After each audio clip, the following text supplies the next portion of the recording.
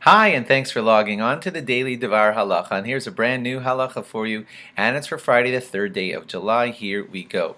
Mishenichnas Av, when the month of Av arrives, and it is about 2 weeks away now, we will be mamatin b'simcha. We will lessen our happiness. We won't be having celebrations, etc.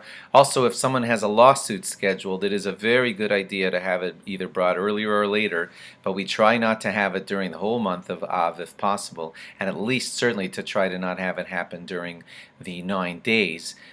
Because it's just not an auspicious time for those kinds of things. Try to reschedule if possible.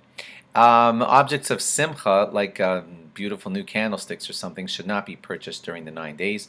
If someone has a building, beautiful construction, something going on at his home or whatever, it should be suspended if possible during the 9 days. Things like painting and decorating and home improvement in general, most of that should be you should try to have it delayed and have it not go on in your home or anywhere for you during the 9 days. If a shul or a mikvah is in the middle of a construction project, that is allowed to continue because of the necessity of the mitzvah. If a non-Jew is working on a project at your home and the 9 days arrive and you ask him, oh, could you please delay, and I don't want you working at my home during the 9 days, but he wants to continue for his reason, then it's a good idea if you can to try to get him to delay the work to after the 9 days by perhaps paying him a little bit extra to delay. Try to arrange that if it's possible. If you want to do some home construction but it's to prevent damage, like there is a leaky pipe that is ruining stuff and you want to get that pipe fixed, that you're allowed to do during the 9 days. If you want to do any planting for pleasure, you love gardening and you want to plant some beautiful plants, we try not to do that during the 9 days.